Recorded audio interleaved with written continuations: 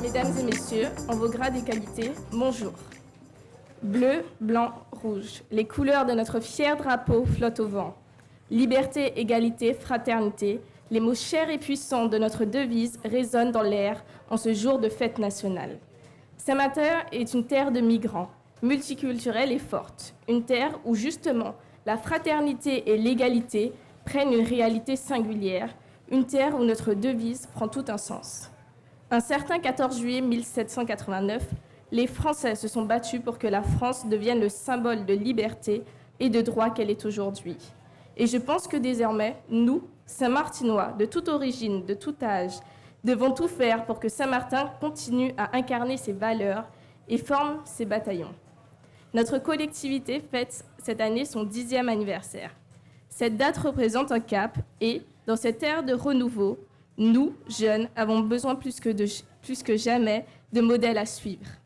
Il y a quelques jours, Madame Hanson, présidente de la collectivité, directrice d'école, nous a quittés, ainsi que Madame Simone Veil, ministre à la condition féminine. Mais gardons espoir, car nous sommes tous des modèles. Et sachez qu'en chacun de nous se retrouvent les valeurs de notre drapeau. Je citerai Madame Veil, tirée d'une vie. Venus de tous les continents, croyants et non-croyants, nous appartenons tous à la même planète, à la communauté des hommes. Nous devons être vigilants et la défendre, non seulement contre les forces de la nature qui la menacent, mais encore davantage contre la folie des hommes. Au nom de la jeunesse que je représente, je tiens à vous dire que nous sommes fiers d'être Français, fiers de notre pays, fiers de notre patrie. Marchons, marchons réunis, and happy birthday day to everybody. Merci.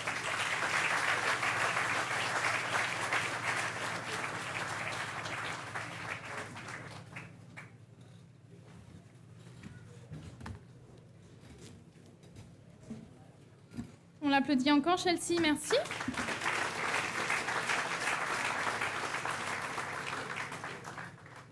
C'est avec plaisir que j'invite au pupitre à présent le président de la collectivité de Saint-Martin, Monsieur Daniel Gibbs. Please welcome the president of the collectivité.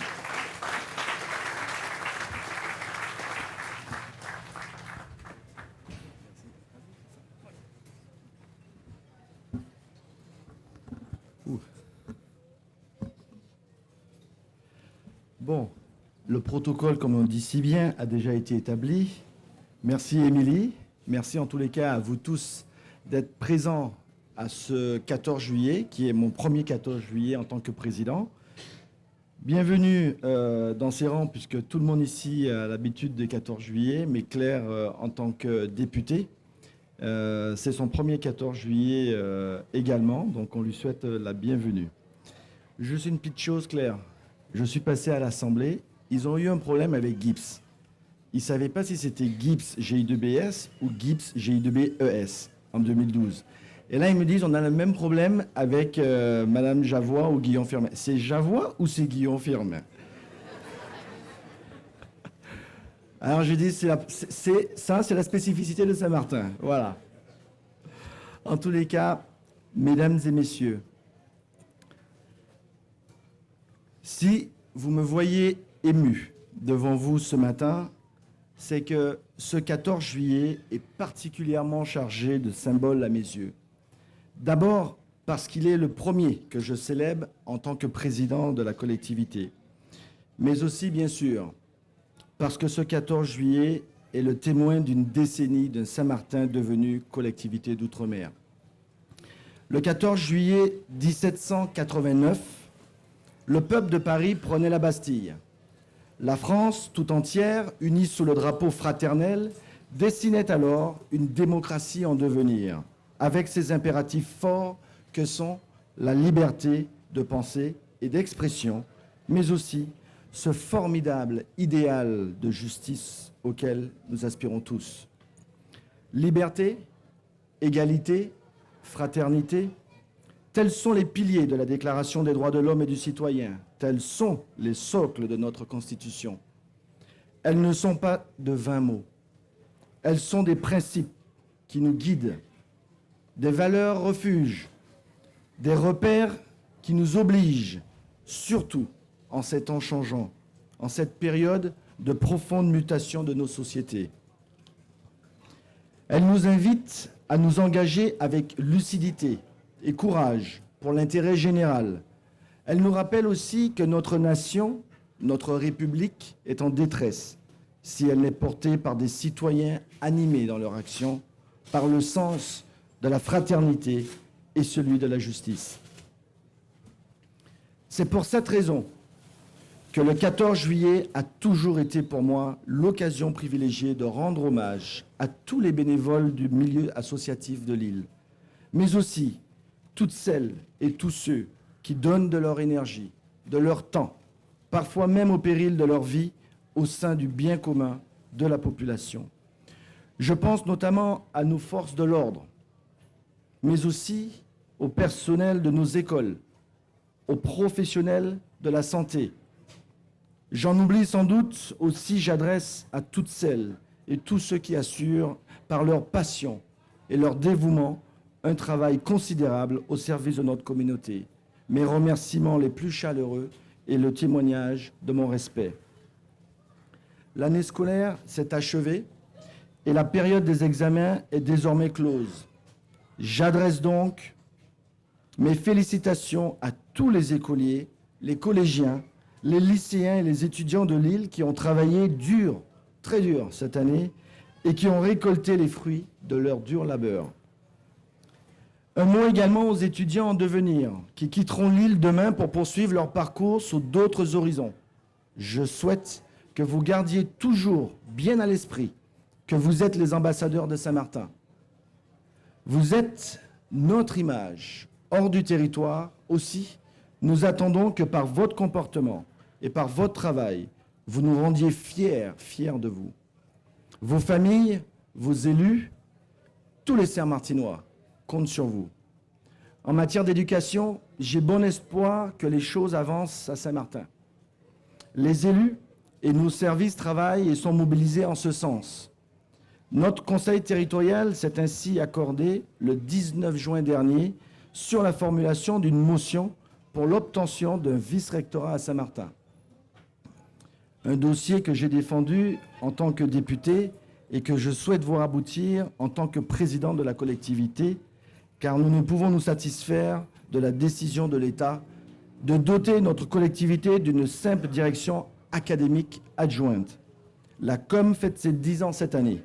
Il est temps de sortir de la tutelle de la Guadeloupe qui nous pénalise tout particulièrement dans ce domaine pourtant crucial et prioritaire de l'éducation. J'entends d'ailleurs, au titre des articles LO 6314-9 et LO 6314-10, faire adopter prochainement un plan de développement de l'enseignement de la langue française qui prendra enfin compte les spécificités culturelles et linguistiques de Saint-Martin. Le 14 juillet est traditionnellement l'occasion de dresser un bilan des actions entreprises par l'exécutif. Comme je m'y étais engagé, ce bilan a été présenté devant les élus du Conseil territorial lors de la séance publique du 29 juin dernier. J'ai dressé un constat tout d'abord, celui d'une administration à bout de souffle, d'une collectivité qui, 10 ans après son accession au 74, continue de fonctionner comme une commune avec son lot d'insécurité juridique. Aussi, ai-je pris l'engagement de revaloriser et de moderniser notre administration. Je veux des agents bien formés, aussi efficaces qu'épanouis dans leur travail, et cela passe notamment par la restructuration de nos services. Une nouvelle direction des ressources humaines et une nouvelle direction générale des services seront opérationnelles au mois de septembre. Ces deux postes clés viendront impulser la nouvelle dynamique de travail dont notre administration a besoin. En partenariat avec l'AFD, un audit organisationnel RH et sur les process se prépare, et nous devrions être en mesure, dès la rentrée, d'élaborer un projet d'administration solide, basé sur le projet politique que porte la nouvelle majorité du Conseil territorial. D'autres chantiers avancent et les engagements que nous avons pris devant les électeurs seront respectés. Je vous épargne le long exposé que j'ai déjà eu l'occasion de faire devant les élus du Conseil territorial. Permettez-moi cependant de revenir sur quelques points importants. Ainsi, l'audit fiscal, qui doit nous permettre d'élaborer la fiscalité simple, claire, cohérente et juste que nous défendons, démarrera au mois d'octobre. L'élaboration d'une programmation pluriannuelle d'investissement doit également voir le jour grâce à un partenariat avec l'AFD. Nous avons bien avancé également sur l'élaboration de notre stratégie touristique 2017-2027 et je me réjouis de voir l'accueil que les socioprofessionnels de Lille lui ont réservé. Nous poursuivons la concertation tout l'été et je ferai une présentation exhaustive de cette stratégie à la rentrée devant les élus du Conseil territorial. Les travaux de notre futur schéma de développement touristique vont être lancés et sur ce sujet du développement économique, l'économie primaire n'est pas oubliée puisque le groupe d'action locale en faveur de l'agriculture saint-martinoise se voit doté de 3 millions d'euros de fonds européens jusqu'en 2020. En matière d'urbanisme, également, nous allons dans un premier temps toiletter notre poste pour qu'il soit parfaitement conforme à la réglementation avant de penser sur le plus long terme et dans la plus large concertation l'élaboration de nouveaux documents réglementaires. Des moyens humains vont être déployés au plus vite pour accélérer les procédures de régularisation des quelques 300 dossiers, 50 pages géométriques actuellement en souffrance dans les tiroirs de nos services. Sur ce sujet de notre cadre de vie, j'ai tenu à ce qu'on alloue un budget supplémentaire à l'embellissement de nos quartiers. Nos agents sont au travail. Je les félicite d'ailleurs pour le travail remarquable qu'ils ont accompli à l'hôtel de la collectivité notamment. J'aimerais également avoir un mot de remerciement pour mes élus et pour toutes celles et tous ceux qui ont participé aux 2 week-ends d'opération de nettoyage de Lille dernièrement. Vous contribuez à rendre Saint-Martin meilleur. Je vous félicite pour votre implication et je vous donne rendez-vous dans quelques mois pour réitérer vos efforts. Non, ce n'est pas fini. La participation à ces opérations aurait pu être plus importante, certes, mais vous avez donné l'exemple et je suis persuadé que d'autres nous emboîteront le pas, toujours plus nombreux, lors de nos prochaines opérations. J'arrête là le listing des actions que la nouvelle majorité que j'ai l'honneur de conduire a entrepris sur ce premier trimestre, j'ai bien dit ce premier trimestre de mandature. Je souhaite saluer tout particulièrement nos invités de la partie hollandaise de Lille, qui nous font l'honneur d'être à nos côtés ce matin. Mesdames et messieurs, vous savez combien dans la coopération réside la clé de la réussite et de la prospérité de notre petit territoire.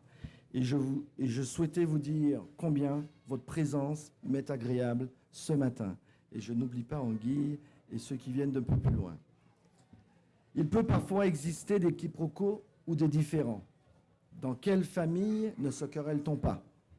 Reste néanmoins que nous avons beaucoup de travail à accomplir ensemble et je ne doute pas un instant d'avoir devant moi des interlocuteurs ouverts et animés du même désir de voir Saint-Martin réussir.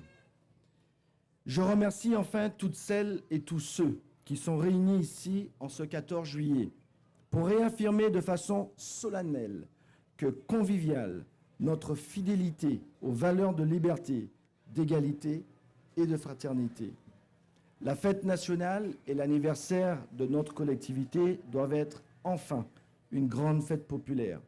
J'invite tous les Saint-Martinois à participer à ces réjouissances et je vous souhaite à toutes et à tous un beau 14 juillet. Vive Saint-Martin, vive la République et vive la France. Je vous remercie.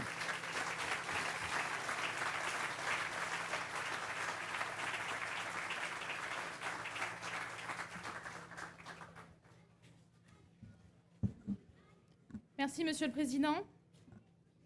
J'ai le plaisir à présent d'inviter sur scène le sénateur de Saint-Martin, Monsieur Guillaume Arnel. Please welcome the senator.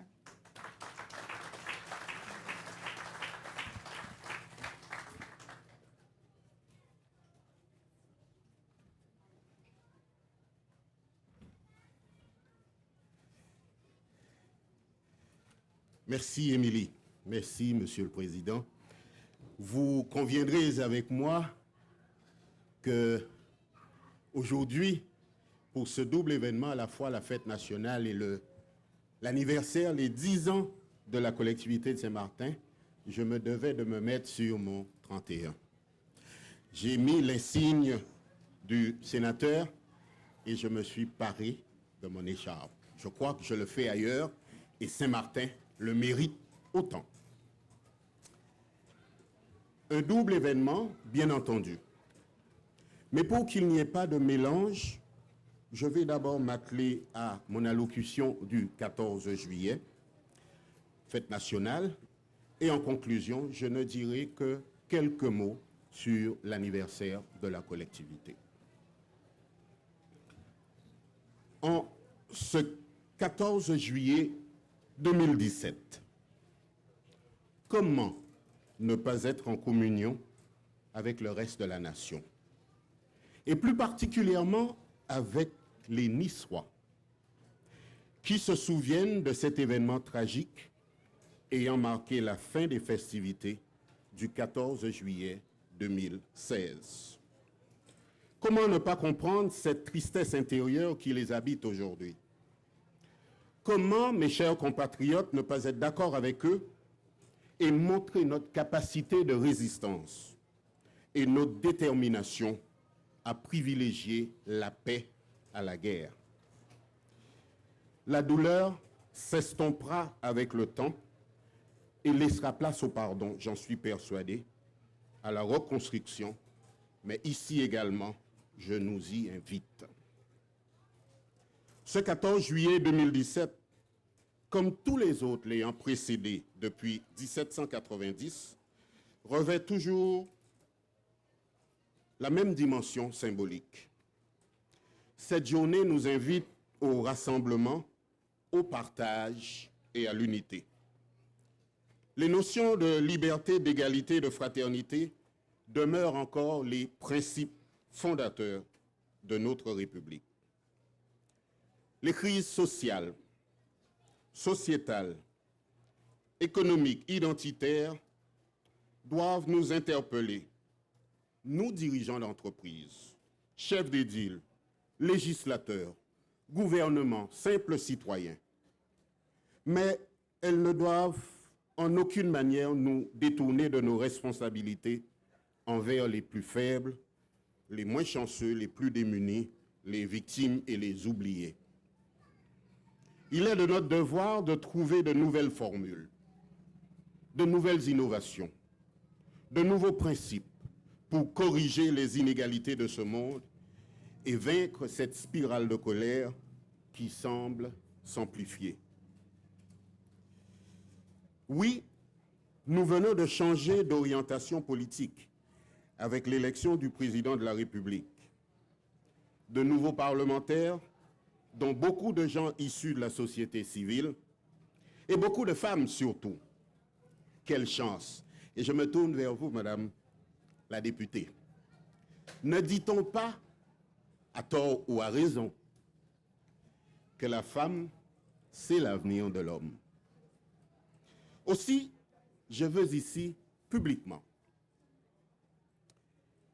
vous féliciter, Madame Guyon-Firmin, pour votre élection et vous souhaiter le meilleur dans l'exercice de vos nouvelles responsabilités.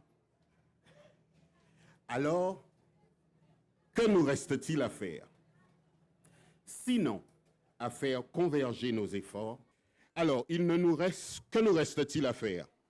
Sinon, à faire converger nos efforts, notre intelligence et nos ambitions vers un seul et même dessein. Le rayonnement de notre territoire, le bien-être et le bonheur de celles et ceux qui nous ont fait l'honneur d'être leurs serviteurs. Oui, mes chers compatriotes, l'effort national doit se décliner territoire par territoire, y compris ici à Saint-Martin. Le gouvernement, j'en suis persuadé, celui-ci, comme les autres d'ailleurs, n'aura de regard et d'attention pour nos difficultés qu'à la condition de le considérer comme un partenaire. Et que nous aussi, nous fassions preuve de discernement et de mesure dans nos orientations et nos choix. Des choix parfois difficiles devront être assumés. Des modifications substantielles à nos habitudes. Des corrections et adaptations à nos certitudes. Des inflexions et parfois même des pauses dans nos projets. Mais ce n'est peut-être qu'à ce prix que nous préparons pour les générations à venir une société plus fraternelle, plus égalitaire et plus respectueuse des croyances et des différences. Alors, la prise de la Bastille et les vies sacrifiées auront eu alors un sens. En ma qualité de sénateur et de législateur, je veux ici encore une fois rassurer mes compatriotes et les élus locaux de mon engagement de près de 30 ans au service de mon île. Cet engagement a toujours été sous-tendu par une détermination sans faille à servir l'intérêt général. Je l'ai fait parfois seul, quelquefois de façon isolée, mais la plupart du temps avec d'autres. Et je continuerai à servir ce territoire qui m'a tout donné. Avec celles et ceux qui le souhaitent, je l'ai clairement exprimé à cette nouvelle majorité. Il leur appartiendra maintenant de ne pas laisser en équilibre la main tendue. Enfin, je veux m'adresser à celles et ceux qui construiront demain. Je pense en particulier à nos lycéens et à nos étudiants pour vous signifier toute mon admiration et ma fierté pour vos résultats, tout en vous invitant à continuer à parfaire vos connaissances. Le monde a besoin de vous. La nation a besoin de vous. Notre territoire en a encore plus cruellement besoin. Ces félicitations sont évidemment à partager avec vos enseignants, vos professeurs, vos chefs d'établissement et vos parents et toutes celles et ceux qui vous ont accompagné dans votre parcours scolaire et universitaire. Que celles et ceux qui partent s'enrichir d'ailleurs éprouvent une fierté d'avoir servi notre collectivité et le désir de revenir un jour pour en évaluer les accomplissements. Oui, la liberté, à la condition de se respecter et de respecter celle des autres. Oui, l'égalité, c'est dire qu'aucun d'entre nous ne doit et ne peut s'affranchir des règles et des lois de la République. Oui, la fraternité, avec davantage de tolérance, d'entraide et de partage. C'est cela ma conception de la République. Bonne fête à tous. J'inverse le sens, Madame la Préfète, et vous m'en excuserez, mais c'est pour faire le lien avec les 10 ans de la Com. Que vive la France, que vive la République, que vive Saint-Martin, celle d'aujourd'hui et celle de demain, encore plus prospère, plus sécurisée et plus apaisée. Les 10 ans de notre collectivité ne doivent pas nous faire oublier les difficultés d'une mise en place statutaire et institutionnelle. C'est une évidence. Je l'avais dit depuis de nombreuses années, la prise de responsabilité va de pair avec un certain nombre de sacrifices. Tous, autant que nous sommes, à quelque niveau que ce soit, a-t-on fait les sacrifices, chacun d'entre nous, qu'il était nécessaire de faire pour faire vivre, pour faire fructifier cette nouvelle collectivité. S'il était à refaire encore, je le referai aujourd'hui. Il n'y a rien d'aussi exaltant que de travailler pour son territoire, que d'aimer son pays, que d'être aux commandes des affaires de son pays, que de faire les choix qui s'imposent pour son pays. Mais je veux quand même formuler un bémol à l'attention et n'y voyez aucune espèce de leçon. J'en tire simplement les conséquences d'une conception que j'ai pu visiter lors des nombreux échanges que j'ai eus avec ma population. La collectivité territoriale de Saint-Martin, c'est Saint-Martin. Saint-Martin-Nord. Et Saint-Martin-Nord, c'est la collectivité. L'erreur que nous faisons un peu trop souvent, c'est de dissocier les deux entités. Ce que vous ferez pour Saint-Martin, vous le faites pour la collectivité. Et ce que vous ferez pour la collectivité, vous le faites bien entendu pour Saint-Martin. Et il en va de même lorsque c'est le contraire. Tout ce que vous ferez contre Saint-Martin ou contre la collectivité, ce sera contre vous, contre nous et contre les enfants à venir. Je veux saisir simplement cette occasion des 10 ans pour vous signifier tout le bonheur que j'ai eu à apporter avec d'autres ma contribution à l'exercice de ces responsabilités. Je n'en tire aucune gloire personnelle. Mon cœur a dicté ma conduite. J'ai eu autant de plaisir à travailler avec ceux qui partageaient mes idées que ceux qui combattaient mes idées. Parce que c'est de cette forme d'antagonisme que sort l'essence même et la réflexion nécessaire pour qu'on avance et pour que Saint-Martin, en définitive, sorte vainqueur. Président, et à l'ensemble de l'équipe qui vous entoure aujourd'hui, pendant ces 5 prochaines années, il vous appartiendra de continuer à construire ce que d'autres ont démarré, ce que certains ont inachevé. Et avec la certitude, Président, que dès lors que la population comprendra, ou en tout cas il comprendra le sens, il y aura une adhésion. Et alors là, au niveau du Parlement, que ce soit l'Assemblée nationale ou au Sénat, alors Mme Guyon-Firmin et moi-même, le temps qu'il me reste encore, nous saurons toujours porter haut et fort la voix de Saint-Martin.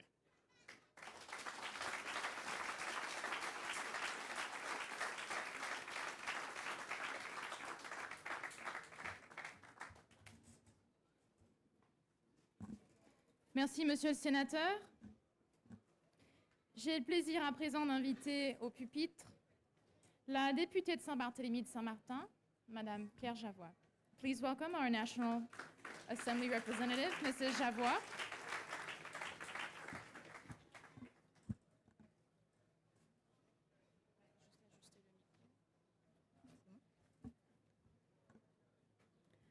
Merci, Monsieur le Sénateur, pour ces quelques mots. Mon discours va paraître peut-être très court par rapport au discours du sénateur, mais je vais essayer de respecter le temps qui m'a été imparti. C'est un plaisir et un honneur pour moi d'intervenir devant vous pour cette fête du 14 juillet. Investi de mes nouvelles fonctions de député de Saint-Barthélemy et de Saint-Martin. Cette célébration de la nation est l'occasion de rappeler à mon tour, comme vient de le faire le président Gibbs et le sénateur, les valeurs de la République, la liberté, l'égalité et la fraternité. Plus que jamais, dans un pays en proie aux doutes et aux pertes de repères, il me semble que le rassemblement autour de ces trois valeurs soit essentiel. La liberté est un droit, l'égalité, un objectif à atteindre, et la fraternité est un devoir. La fraternité est essentielle. C'est le lien de solidarité et d'amitié qui doit nous unir les uns et les autres. C'est la conscience d'agir les uns envers les autres, dans un esprit de respect de la personne humaine, au-delà des intérêts individuels. Ces trois valeurs constituent le ciment de notre démocratie, qui est notre bien le plus précieux. Ce n'est pas seulement une forme de gouvernement, c'est une éthique et une manière de voir le monde dont nous pouvons être fiers. C'est dans cet état d'esprit que je défendrai notre belle collectivité et celle de Saint-Barthélemy au sein de la représentation nationale, dans la continuité de ce qui a été fait avec succès durant ces 5 dernières années par notre président Daniel Gibbs. Je porterai haut et fort la voix de notre île afin de défendre nos intérêts. Cette journée est également l'occasion de fêter les 10 ans de la collectivité de Saint-Martin. J'ai eu l'honneur de participer à ce vaste chantier de la mise en place de nos compétences nouvelles, en prenant la direction de ce qui allait devenir le pôle social de la collectivité. Tout était à créer alors, et si beaucoup de travail a été accompli sur cette décennie, il reste beaucoup à faire. Beaucoup à faire pour améliorer le fonctionnement de notre collectivité et beaucoup de travail aussi pour pouvoir devenir un véritable partenaire de l'État et sortir d'une tutelle de la Guadeloupe qui pénalise notre développement. Notre prise d'autonomie constitue certes une amélioration par rapport au passé, mais notre statut est perfectible et je travaillerai également en ce sens de concert avec le président et son équipe ainsi que le sénateur. Soyons unis dans une unité respectueuse de nos différences autour des trois valeurs de la République. Vive la liberté, l'égalité et la fraternité. Vive la République et vive Saint-Martin. Je vous souhaite à tous un bon 14 juillet.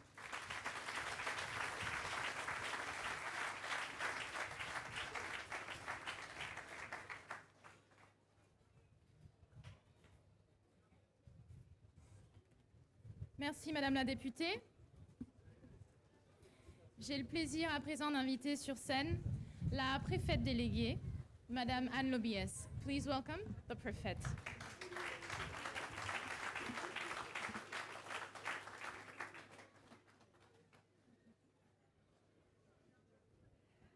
Merci. Merci à vous. Le protocole a été établi, mais puis-je juste me permettre, Madame la députée, de vous saluer tout particulièrement en ce premier 14 juillet, Monsieur le gouverneur, Monsieur le sénateur, Madame la présidente du Parlement, Monsieur le Deputy Prime Minister, Mesdames, Monsieur le maire et Mesdames, Messieurs, tous en vos grades et qualités sur l'ensemble des métiers, professions que vous exercez. Je suis ravie et honorée d'être présente à vos côtés aujourd'hui. Et je me suis aperçue que c'était mon 3e 14 juillet. Ça commence à compter. C'est toujours avec un immense plaisir que je me retrouve en ce jour de fête nationale qui est ce moment un peu particulier dans lequel nous retrouvons. Et je suis très heureuse de votre présence, Monsieur le gouverneur, Madame la présidente, Monsieur le député Prime Minister, et très heureuse également de la présence d'Anguilla, tant la coopération me paraît absolument essentielle.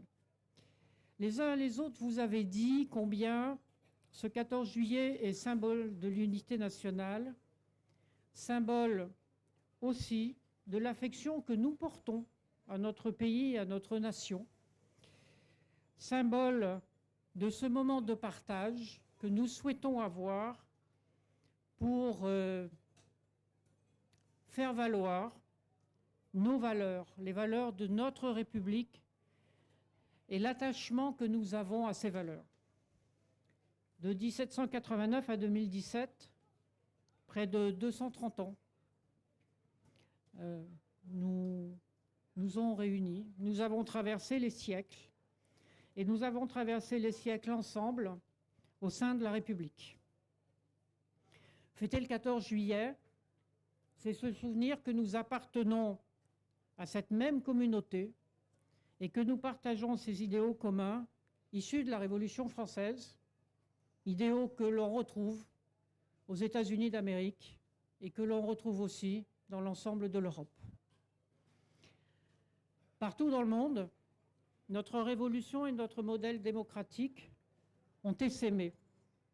La France reste le pays des droits de l'homme et porte les aspirations des peuples qui cherchent également à se libérer de tyrans et de dictatures. Cette année, la France, l'Europe, notamment l'Angleterre, les États-Unis et d'autres pays ont connu des attentats. Des policiers, des gendarmes, des militaires, des civils sont morts. En ces temps tourmentés, souvenons-nous d'eux.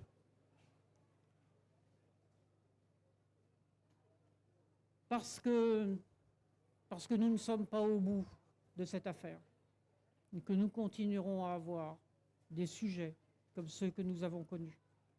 Les attentats en Europe, nous en aurons, malheureusement. Quoi que nous fassions les uns et les autres pour combattre Daesh. Cette année, le 14 juillet, vous l'avez dit, a une saveur toute particulière. Alors, c'est pas ten, mais c'est ten. C'est 10 ans. C'est 10 ans, et en même temps, cette année a été marquée d'échéances électorales, aussi bien nationales que territoriales. Et je voulais aussi, pardonnez-moi un tout petit moment, avoir une pensée particulière pour Madame Anson. 14 juillet avec elle, le 3e avec vous, Monsieur le Président, avec les uns et les autres. Mes pensées l'accompagnent aujourd'hui, accompagnent sa famille. Je sais son investissement au profit de l'île, je sais son implication, je sais l'amour qu'elle avait pour Saint-Martin. Je pense que c'est un moment aussi où les uns et les autres, nous pouvons nous souvenir d'elle. Saveur particulière, Monsieur le Président, pour ce 10e anniversaire. Alors, joyeux anniversaire à la collectivité de Saint-Martin et à celle de Saint-Barthélemy également, demain. Que dire? Que dire sinon que l'aboutissement de l'évolution institutionnelle et la mise en place des institutions et le transfert de compétences avait nécessité un important travail de collaboration au moment où les discussions ont eu lieu. Monsieur le maire, vous savez ce qui s'était passé. Ces discussions ont eu lieu et ont conduit à une loi organique qui est ce qu'elle est. Comme toute loi, elle est évidemment perfectible. Et comme toute loi, son application est toujours perfectible. Peut-être est-ce bien souvent l'application de la loi qui pose le plus de difficultés que la loi en elle-même, si elle est bien pensée, puis-je me permettre de le dire. Il en a résulté, je pense, un enrichissement mutuel, aussi bien pour la collectivité que pour l'État. Un enrichissement pour donner plus de cohérence et plus d'efficacité au service de la collectivité. Un enrichissement aussi pour l'État, pour donner plus de cohérence et plus d'efficacité au service de l'État, regroupé sous l'autorité d'un de mes prédécesseurs, à partir du moment où la sous-préfecture est devenue préfecture. L'objectif à ce moment-là, et c'est peut-être les limites de l'exercice que nous atteignons actuellement, l'objectif à ce moment-là était de répondre à des logiques fonctionnelles plus qu'administratives. Quelquefois, à vouloir faire trop de fonctionnel, on oublie un peu l'institutionnel et l'administratif. Mais ça, c'est un autre sujet sur lequel nous reviendrons les uns les autres. Il reste du travail à accomplir. Peut-être peut-on dire que le verre est à moitié vide ou que le verre est à moitié plein. Il est à moitié vide certainement parce que des choses manquent, que des évolutions ne se sont pas faites, que des insatisfactions se font jour. Il me semble plein quand même, parce que ce qui étaient les propos de départ, ne plus être un arrondissement, ne plus dépendre pour la totalité des décisions politiques et institutionnelles du département-région de Guadeloupe, et se structurer, organiser son avenir, faire en sorte que l'on soit soi. Cela me paraît avoir été réussi. Peut-être faut-il améliorer. Tout est améliorable et tout est perfectible, vous l'avez dit. Il y a des choses à faire et c'est l'objectif, me semble-t-il, d'avoir un avenir en commun. La modernisation des infrastructures, des équipements de proximité, les questions de sécurité, la prévention de la délinquance, l'accompagnement en matière d'action sociale, d'aide pour les plus démunis, les questions financières et fiscales, là où le civisme de la population représente peut-être quelquefois une marge de progression. Tout cela me paraît être les éléments sine qua non de la réussite de la collectivité. Et que sans moyens, on ne peut pas contribuer au développement de l'île. C'est un travail de longue haleine. Paris ne s'est pas fait en un jour. Les débuts de la Révolution française avec la guillotine n'ont pas été franchement foudroyants. Quel que soit le travail à faire, je peux vous assurer, Monsieur le Président, je peux également vous assurer, Madame et Monsieur les parlementaires, que l'État sera présent à vos côtés. Parce que pour moi, l'île de Saint-Martin est riche de potentiel. Elle a un vrai avenir, elle a des défis et il lui appartient et il nous appartient de les relever. Et on ne les relève pas ensemble, on les relève aussi avec la partie sud de l'île, me semble-t-il. Comme vous le savez, le gouvernement engagera très rapidement les assises de l'outre-mer.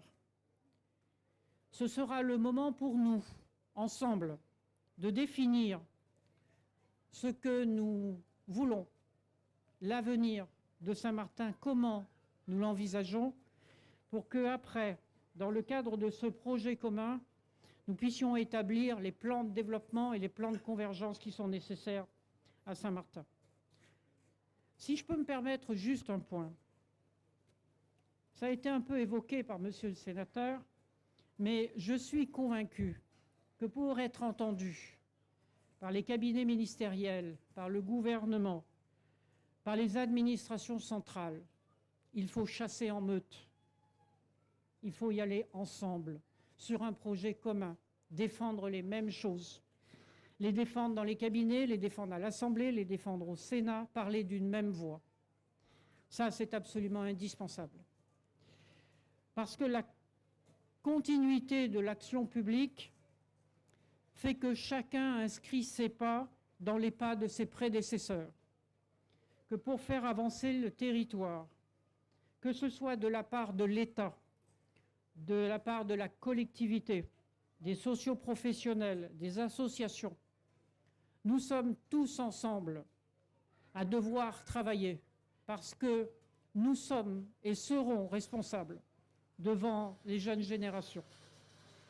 L'intérêt général, le service public et le respect de la loi doivent être le fil directeur de notre action.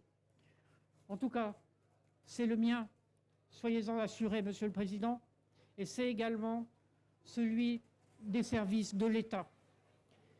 Je peux vous assurer que les services de l'État continueront d'être chaque jour à votre service, au service de la collectivité de Saint-Martin, au service de la population de Saint-Martin et au service de ses élus, de ses socio-professionnels, pour vous accompagner dans l'ensemble de vos projets et décliner avec vous les moyens de votre stratégie. Alors, peut-être un jour, rendez-vous dans 10 ans. En attendant, nous avons 10 ans à faire et il faut les faire bien.